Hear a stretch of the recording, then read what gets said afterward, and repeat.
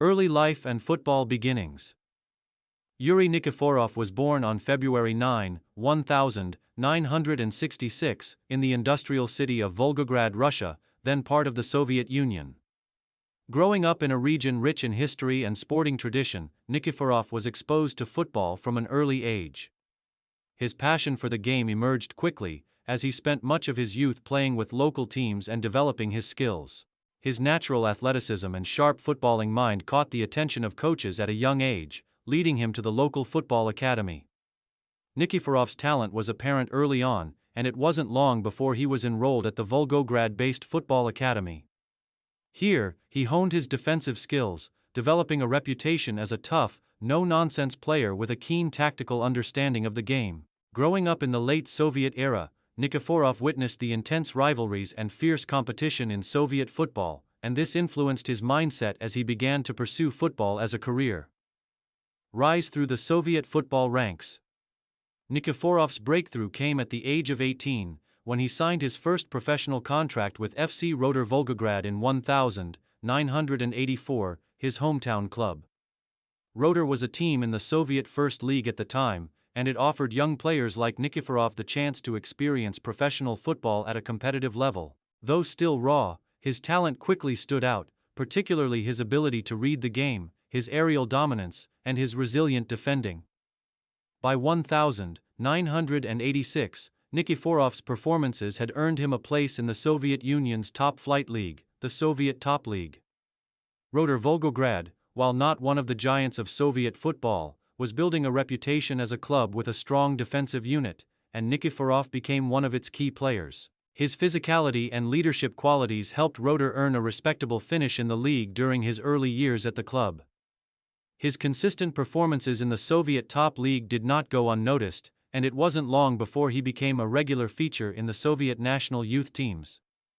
As Nikiforov continued to grow as a player, his reputation within the Soviet football system also flourished. His sturdy defensive displays, combined with his capacity for leadership at the back, caught the eye of Soviet national team scouts. By the late 1980s, he was one of the top young defenders in the country, capable of handling the best strikers in the Soviet Union with ease. Soviet national team call-up and international exposure. The 1990s marked a turning point for both Russian and Soviet football, as the dissolution of the Soviet Union led to the emergence of the Russian national team. For Nikiforov, this meant stepping into the spotlight with the newly formed Russian squad. He was called up to the national team in 1992, after the collapse of the Soviet Union, during a time when Russia was seeking to assert itself as a new footballing power. Nikiforov made his debut for the Russian national team in a friendly match against Latvia in 1992. Despite the turbulence surrounding the formation of the new Russian team, Nikiforov quickly adapted to the changes. His leadership in defense became an integral part of the team's structure, and he proved to be an essential figure in Russia's efforts to qualify for the 1994 FIFA World Cup. As a central defender, his ability to command the defense, make crucial tackles, and maintain composure under pressure made him a vital asset to the Russian team. Nikiforov was known for his ability to read the game and cut out dangerous attacking moves with ease, and his solid presence at the back allowed Russia to compete in the newly formed international tournaments. However, the Russian national team's quest for qualification to the 1994 World Cup was unsuccessful, with the team falling short in the qualification stages. Despite this setback, Nikiforov's performances continued to earn him respect within the Russian footballing community. Transition to European football. The move abroad. Nikiforov's growing stature in Russian football soon led to opportunities abroad. In 1994, he made a significant move to one of Europe's more established leagues, signing for Belgian club Germinal Ekeren. This was a major step in Nikiforov's career, as it allowed him to test himself in one of Europe's top leagues and against some of the best players on the continent. The move to Belgium represented a new chapter in his footballing journey, as he adapted to a more competitive, fast-paced environment. At Germinal Ekeren, Nikiforov continued to impress with his defensive strength, aerial prowess, and leadership. He quickly became a fan favorite due to his no-nonsense approach to defending, often putting his body on the line to block shots, make tackles, and clear the ball from danger. His steady performances in Belgium helped him solidify his reputation as one of the toughest defenders in European football, and his leadership was also critical in organizing the team's defensive line. During his time in Belgium, Nikiforov caught the attention of some of the top clubs in Europe. His defensive consistency, combined with his international experience with Russia, made him an appealing option for teams in leagues such as the English Premier League, Serie A, and La Liga. However, Nikiforov remained with Germinal Eckeren for several years, continuing to perform at a high level in the Belgian Pro League. Later, career. A move to France and return to Russia. In 1999, after several successful years in Belgium, Nikiforov made another significant move in his career, transferring to the French Ligue 1 club, AS Cannes. This move marked another step up in his career, as he joined one of France's top-flight teams. His time at Cannes was marked by a period of personal and professional growth, as he competed against some of Europe's finest attackers in one of the most competitive leagues in the world. At AS Cannes, Nikiforov's wealth of experience and defensive resilience proved invaluable. He continued to showcase his excellent positioning and aerial ability, while also helping Cannes secure key results against top-tier French teams. Despite Cannes struggling with relegation battles during his time at the club, Nikiforov's consistent performances on the pitch remained a shining light for the team.